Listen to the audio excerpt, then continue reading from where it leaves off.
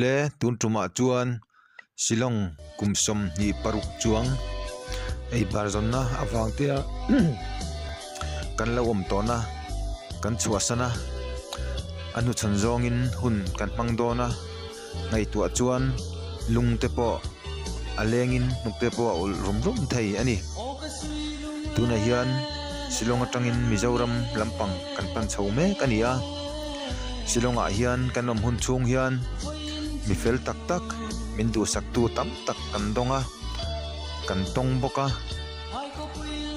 kan lom hle a keini engma ni lote kan chhuahsan don meu chuan sum le pai le thil lu tak taka min thla tu te chunga thinlung takin lom thu kan han soya in risel na te in dam khuwa te lo sei sela dam taka engting ni mo chuan kan lei mu le ngei kan bei sei tlat ani Shillonga kan cham chung hian mi du sakna kan dong na sa a khotlang a te chhuahsanna te kan phak lo kan tlin lo tam tak khotlang le chhuahsan rong bol na te min lo pe ve a madani ting khotlang le chhuahsan chunga thinlung takin lom thu kan soimok ani thei phei se chuan la cham reng la om reng te acha kom hle a amai ro chu engkim hi kan du dan vekin akal thei si lawa chu wang chuan hre tak chungin chak lem lowin Shillong kan chhuahsan ta ani kan chhuahsanna kongte nakin zela kan la mu du takin tin engemaw chen video kan han la a chung kan video te chu min lo thlir chho sak zel don nia he Shillong hmuna hian kan dam chung ni hian kan kal le ngei ngem ti hriat ani lawa chu wangin Shillong kan chhuahsanna nin hnung ber te po alo ni thei awangin he video hi ron siam kan ni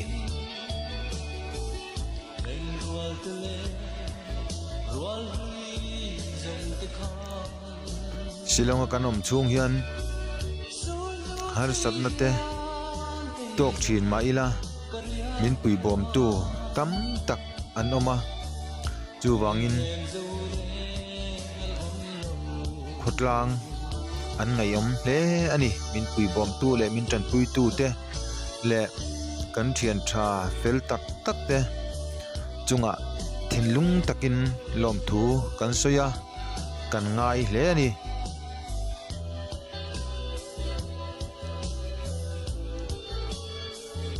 anni po andam khuwa lo sei se lo sisel tha se pathian zara dam takin kan lai mu le ngei kan bei sei hloma kan du sakna kan hlan ngal bok ani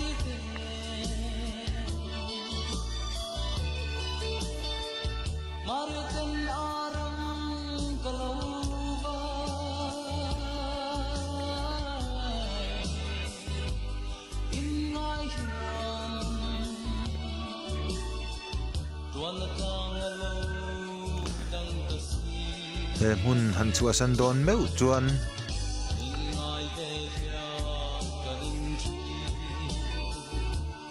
puitling patling tan pon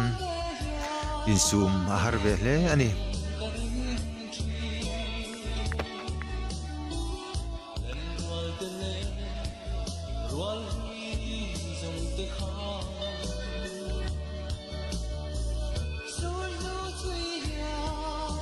kan than rual lungdu takte chenna mun kum kha le chen kan lo tal ho zana han chhuahsan meu chuan nukte po aul du khop mai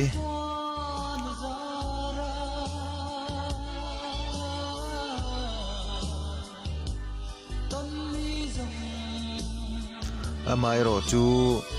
mani ram lampanga ho tu kan dinai ro chuan min ti phura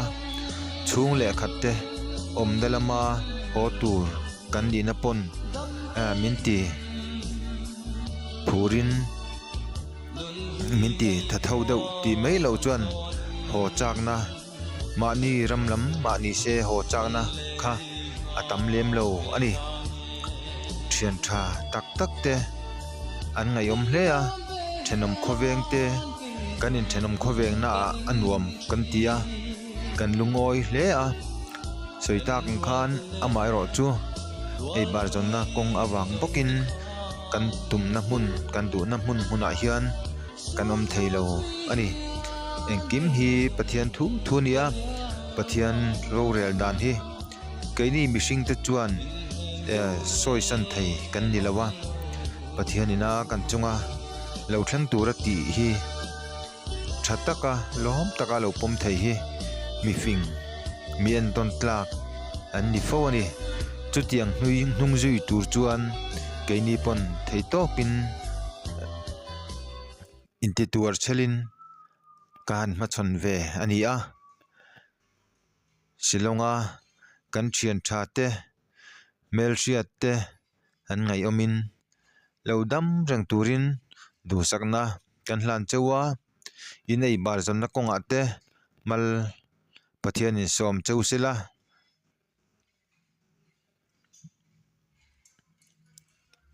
ti hi kan du thu sam ani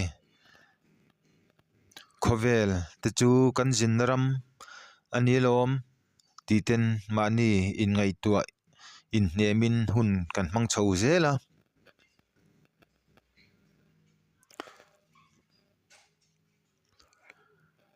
kumeng tika nge kan kal leang kan hmule ngei ngem ti ngai tuan nen hun kan hmang chho zela alung len thlak hle ani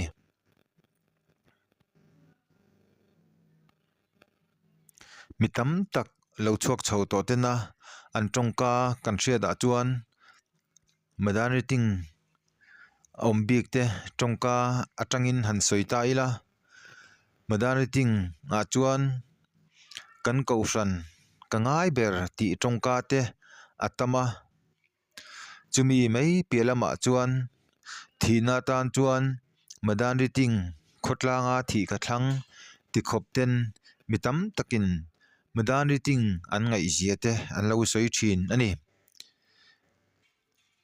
chuwang chuan keini po chungang ril ru te reng chungin chawna thar ma chon turin kan chuang chuak ve ania nung chon zonga kan kal le angem kan hmulengem ti po hriat lawa han nung chon chu ara satu khop mai he tlai zeta anga khothim har le hun rei hi kati hi ala tam om love kadu dana chuan tlan thuai thoya megalaya ramte han tlan pel thuai thuai kha kadua hun arei du ngat ngat khop mai zan lo thim se zan khua lo tlai se mu hi lila mu thlut deila ril ru ngai tuana om lovin mu mangrama chengila ti thekha kan du thu sam ania ama ero chu tiangin du thu sa mangotin thil akal thei silawa he tlai zet thi chu tlai zong zung zinga atlai harber hun ani in kan hria ani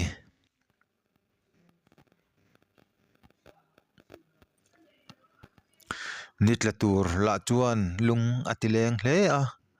ngai ati zuala rilru lama chuan Shillong kan thian te min thla tu te mit thla a ngai tuana an la cham zut zut mai sia eng tika tak limten in tong liang mo tin kan in thla kha ani sia mang tha ti mai lo kha chu seitur atam lo hle ani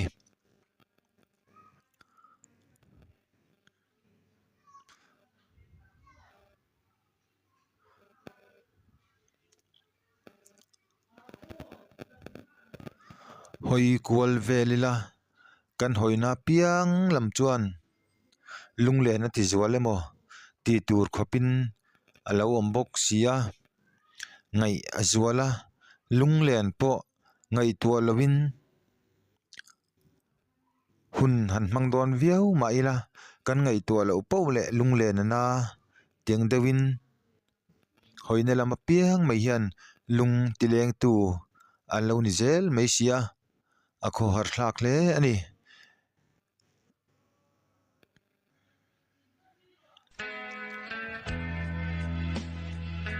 he hun kan man chung hi hun rei lo te angin langma sela he hun chung kan man chung hi avorei tak em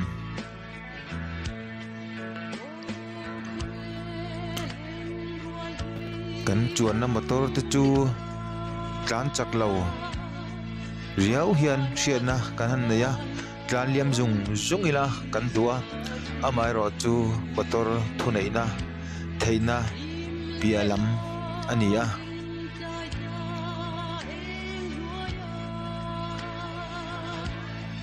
hetiangang thil shom han ton dona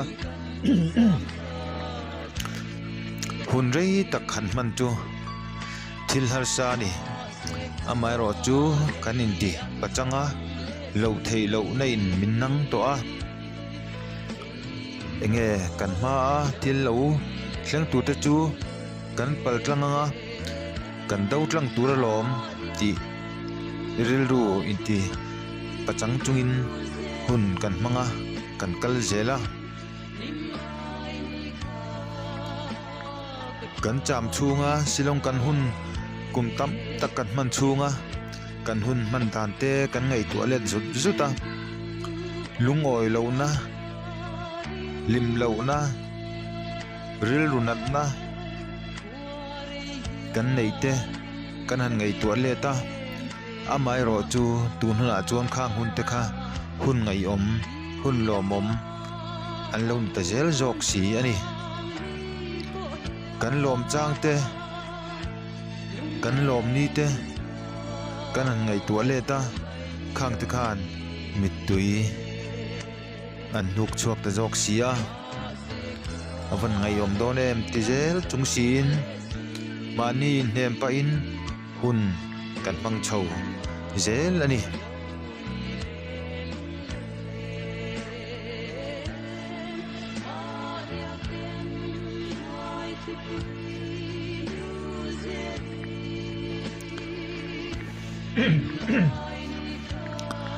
mani in nem mei lo chu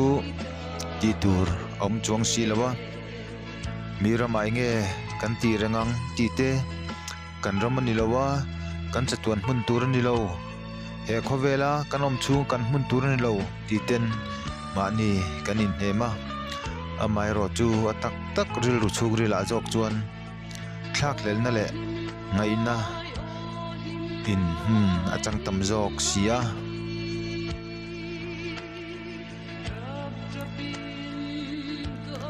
chutianga hun kan man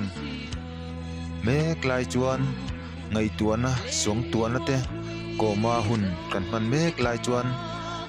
kan tlan dan pa ngai reng chuan Shillong hlat jong chuan kan tlan ngara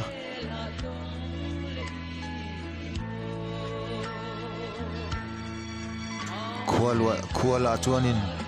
mi athlai moti mai turin aga engsen phut maya nitla tur chuan lung atileng hle mai khuala chu thim si lo eng si lo asen phut maya ngai te po athalo ruma keini te lul hi kol ani chuak herliam tur tlai tleng moi takin min thla liam ve niang ti ten ngai tuana a oma chung han ngai tuana han sen ringot pon lung a chia a nuk aul du le ani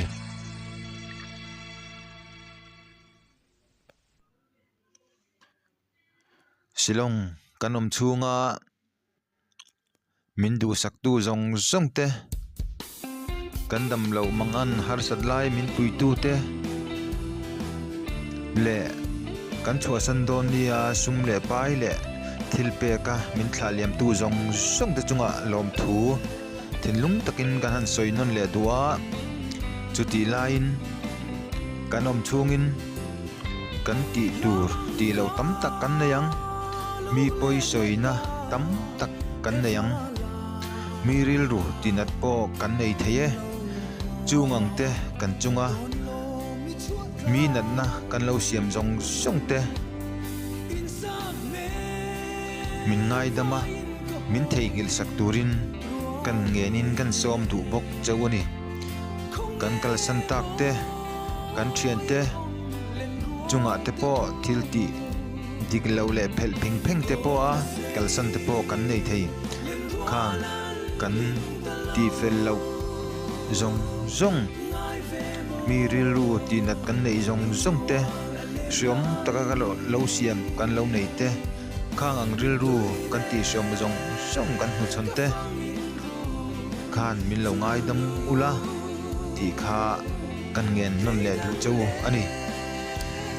chutia hun kan man lai chuanin kan tlan renga tlan po sot lowangin langma sela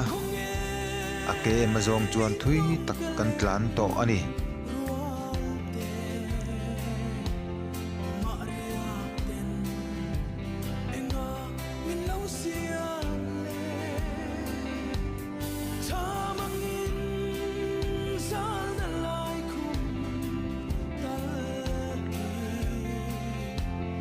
madan riting khotlang ngayom hle mai dam takin acheng tinen kan lai mu le ngei bei seina lerin na nei tlat chungin hun kan manga kan hun man na kan hlim lai ni te suang tuan rama kan koma ava hlimom takem amai ro chu khang hun te kha he khovel kan chen chung hian kan tong le to don si lawa thinlung taka vai vai le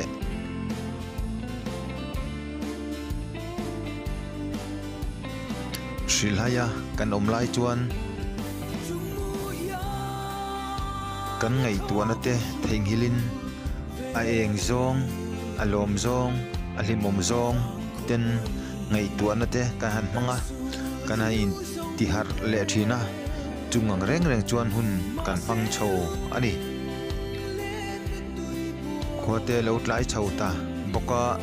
pathian zara tluang takin kan kal zela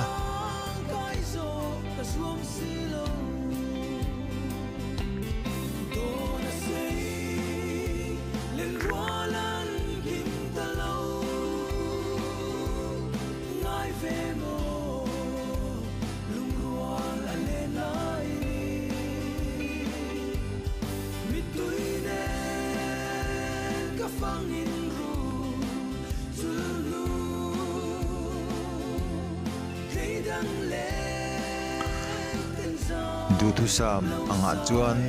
theini se darka rei lo te a tlaliam zung zung mai ni thei se chuan kan du ani in ngai tuana lung len na ang hretam man lawa thlen zung zung mai kha kan chaka amai ro chu chung te chu mishing du thu sam mai ani a henglai mun anuamin amoi em a eng tika ma kan ton le to lo takin ti in am takin video te kan han siam chho ani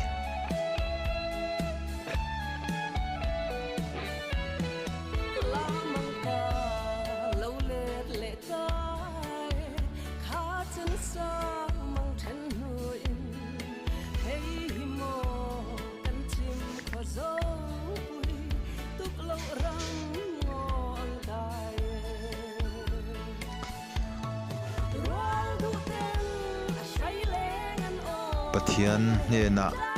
engkim kan dila kan hlana ami enkol na ami kai suai na kan dila chu kan dil na ang chuan ami enkol na le ami suai na kan chunga thil lo thleng tura ati piang te ti thei turin chakna kan dil angai fo ani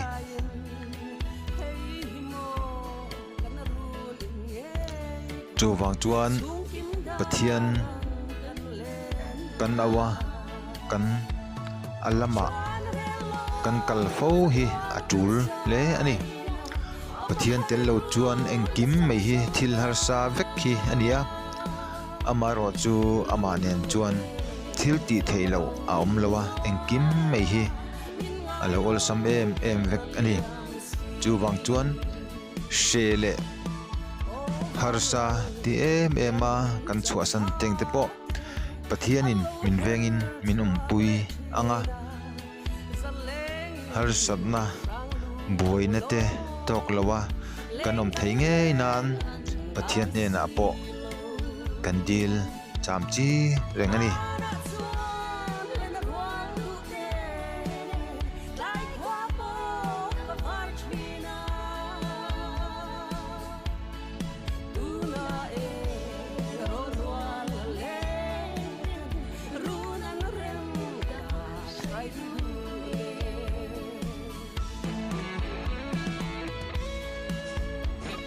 khua pot lai chho seta kan hlat tiala lunglen te po anem tel ni te pon asiat ani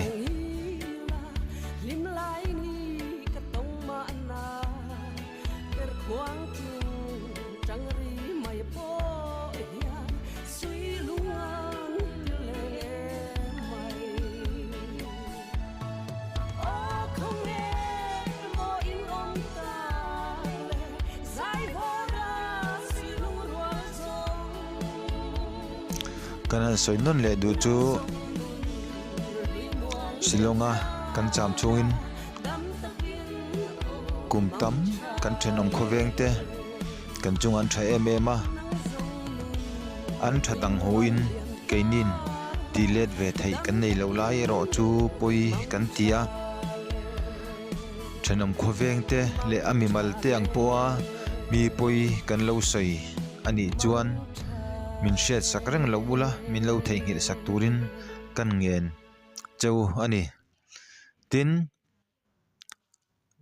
madani ting khotlang te po lo thangin pathian mal somna lo dong zel turin du sakna kan hlana ko sante po alo phui sui chho zela pathian rong bolna pathian na tho ro pui tak tak alo lan chua theina ko sante alo ni theina turin du sakna kan hlan boka tin ami chengte kan chungan tha ema an tan pon an hena po lom thu kan han sei bokani tin tlai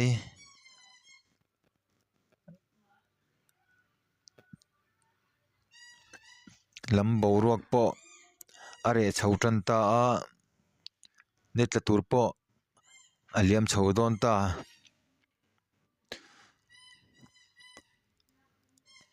ngai le ui chungin